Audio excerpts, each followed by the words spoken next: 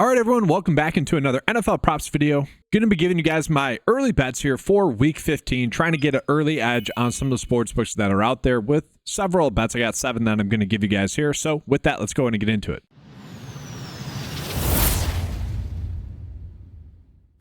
Now, for a lot of these bets I'm going to mention, we aren't exactly getting sportsbook odds for just yet because it's early on in the week. That's kind of the whole point of the video, is that we can gain some early edges on PrizePicks or Underdog.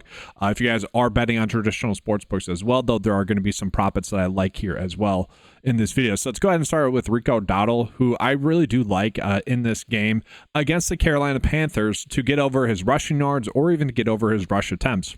We see the rush yards is set at 83.5. He is someone that we know over the past 3 weeks now has seen his snaps increase from 64% to 71 and to 76. And the thing with it is he has looked better throughout the whole season, and I would say last week obviously looked great. I kind of made the comparison during the primetime video that I put out there for that game, is that he actually reminds me a decent amount of Chuba Hubbard last year, where sure, basically started the season out as a, another guy and an average NFL running back, but throughout the season kind of kept progressing to be a decent NFL running back. I think that's what we are seeing here with Rico, and we do see that the rush attempts and the rush yards have coincided with some over bets here. So this line at 83.5, if he has that same role, or even if he gets an increase in that role, again, 76% of the snaps last week, he should be able to get his over rush yards of 83.5. If you even just take his average or his rush attempts prop line that we have here and then times that by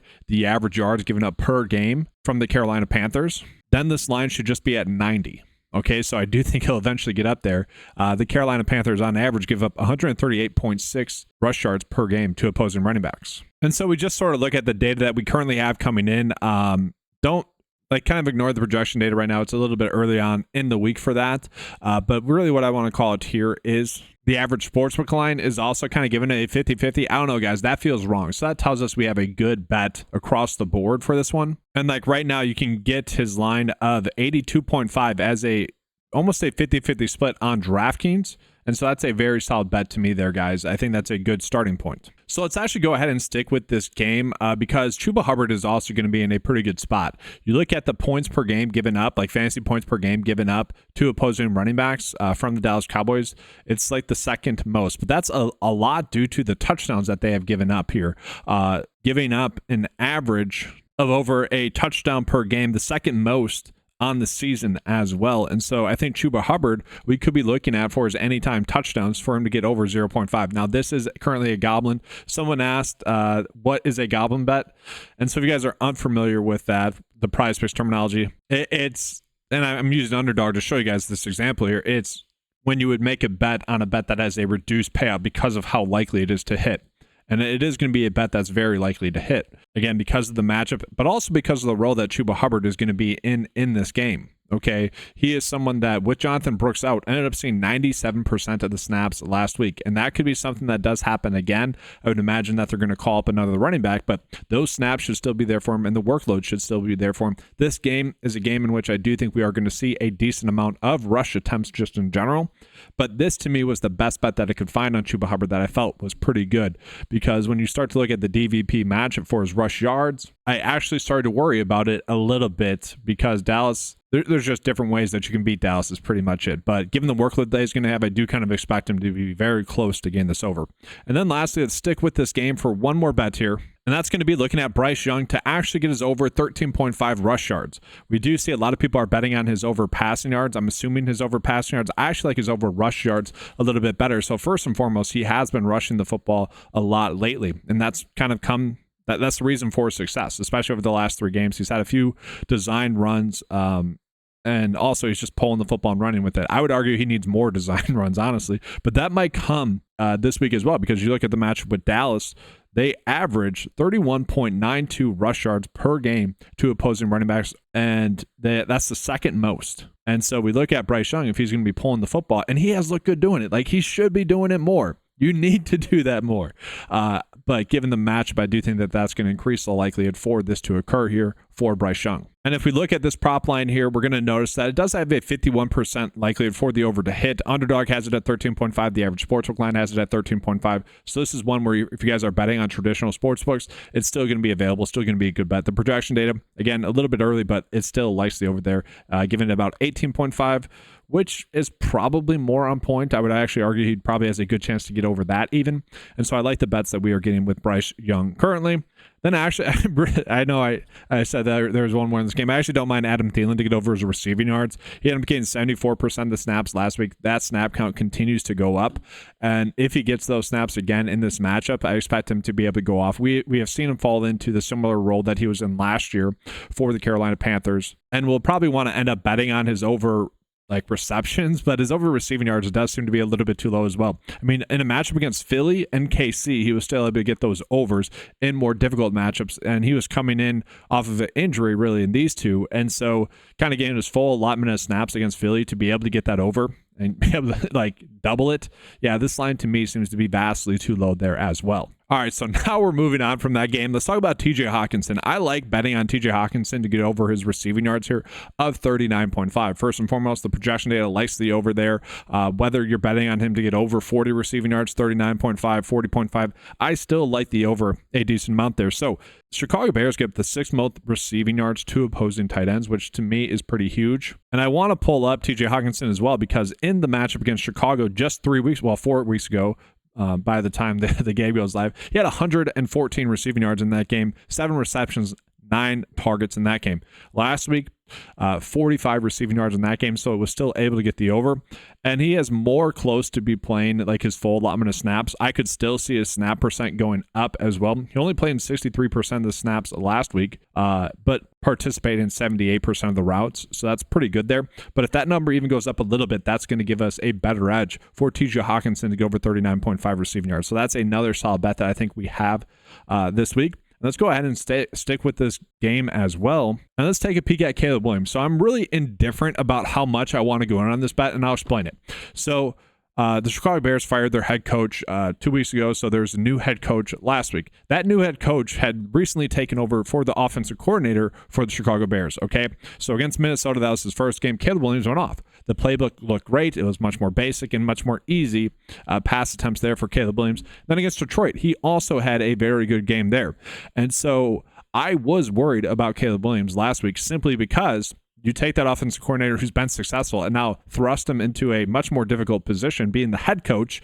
I was like, yeah, the offensive game plan is going to suck. He's not going to be as good, especially against San Francisco. That is a pretty good defense.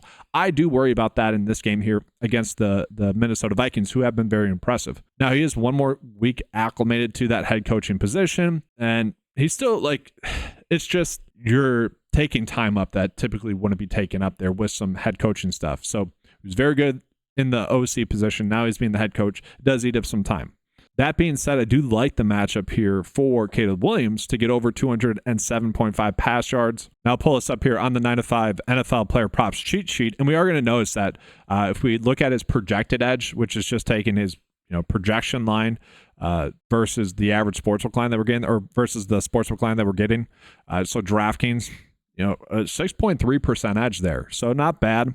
The average sportsbook line does have this at 208.3 if you round up. So through and through, I think it's a good bet. He crushed the over in the last game against Minnesota as well. I think that's worthwhile calling out. And if you look at DVP-wise, Minnesota gives up 271 passing yards per game to opposing quarterbacks, which is the third worst in the NFL. So all that bodes really well for Caleb Williams to be able to get this over. We do need him to play a little bit better. It was nice to see him kind of have a good second half last week, though. And then the last bet that I think is a solid bet for us is going to be Jordan Love to get over 1.5 passing touchdowns. We see the line. It has a 52% likely to hit as it sits right now, which to me is pretty solid. You look at the matchup here with Seattle. They give up an average of 1.4 passing touchdowns per game. I'm rounding up a little bit. It's 1.38. So a little bit lower. But if we look at Jordan Love lately, he hasn't really need to throw for multiple passing touchdowns, and that's due to Josh Jacobs just going off and having multiple rushing touchdowns per game. I mentioned at the beginning of the season that that's literally why I thought that they had brought in Josh Jacobs to alleviate some of that red zone pressure away from Jordan Love to the point where they could just be more effective and efficient running the football. That being said, you would argue that Jordan Love is due to have a spike in his passing touchdowns, and I kind of like this matchup here against Seattle, in Seattle as well, so we shouldn't have to worry about the weather there. And like last week, guys, he missed Tucker Kraft barely for what should have been a touchdown, so you could have added one more. 2 weeks ago, was it two? Maybe 3 weeks ago. Yeah, 3 weeks ago, Christian Watson dropped a wide open passing touchdown as well. That would have been a bomb. So, kind of the plays have been there, which to me is encouraging. And as this team kind of cleans it up, I do expect him to be able to get this over, projected at 1.6 passing touchdowns here as well. So with that, guys, going to go ahead and get into the bet of the day here. But first, I want to remind you guys of the promo code that's currently going on the 9 to 5 website. Use the promo code KEEPCASHING to get 20% off your first 9 to 5 month membership. Turn that $10 membership into $8 for the first month. You guys can give it a try, see if you like it. Link is going to be in the description below for that as well. Now, let's go ahead and get into the bet of the day.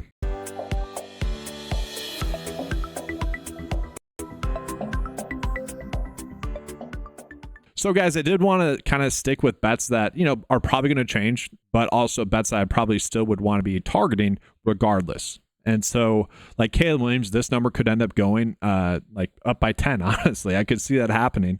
And it'd still be a bet in which I would like. Now, obviously, I wouldn't like it as much. But that's kind of the point of this video, is to give us some early edges, both for PrizePicks and Underdog bets, but also traditional sportsbook bets as well. These are bets that we could use regardless of the site. And I always say this, but if you guys are confused by that, on PrizePicks and Underdog, we can attack bets that have a 54% likelihood to hit, which will give us an edge on them long term. Where traditional sportsbook bets, it's a little bit different with the strategy. But the whole point of doing this video early is so that we can get some early edges on some lines that will probably change. So Rico Dowdle, this one has actually changed a decent amount as the week has already progressed. Or since the lines went out, I could see this line getting up to like 88. Honestly, I'd still be kind of comfortable betting that. Originally, I had his over rush attempts for what it's worth at 17.5. They bumped that up to 18. I think that's still okay. Bryce Young, I do kind of want to bet on him. I do think it could be a good spot for him. But I mentioned Dallas has been giving up the second most rush yards per game to opposing quarterbacks, and Bryce Young honestly looks his best when he is rushing the football. Jordan Love just mentioned that. Chuba Hubbard, I wanted to bet on Chuba Hubbard in some capacity. Given the fact that Dallas gives up a bunch of rushing touchdowns, I might as well just go with his over anytime touchdowns, and he should have a heavy workload as well. TJ Hockenson, I actually went with his over 5.5 first quarter receiving yards. That just seemed a little bit too low. I already like his over 40.5 receiving yards. And I know that, yes, time of possession can be a thing and all that stuff. They might not throw in the first quarter. They might only get one drive in the first quarter. That stuff all comes into play. But that just seemed, that's one catch. Get us one catch in the first quarter there. It's a little bit risky, just as an FYI, because you are kind of reducing the sample size there, whereas you get a full game in there. Like I'm more or less chasing the matchup there, as well as the projected roll. And so when you cut down a portion of the game, you're letting a little bit more, really just a little bit more variance in there. Whereas you have it be for the full game, it's not as likely that the bet that you like in this scenario is over 40.5 receiving yards. You're then increasing the likelihood for that bet to hit. And then Adam Thielen, I do like for his over 49.5 receiving yards. Probably will like his over receptions there as well. I didn't realize that I had that many bets here for that Carolina game, but it is what it is. That's going to be all, guys. Thanks for watching. Good luck with all your bets for Week 15. Thank you guys for watching. Make sure to give a like and subscribe. Share this with anyone if you guys would like to do so as well. That actually does help with the channel a lot. Comment your guys' favorite prop bet, or if you guys don't have a prop bet that you want to comment, honestly, just leave an emoji. That does help out the video a lot. Thanks, guys. Good luck. And as always, let's keep cashing.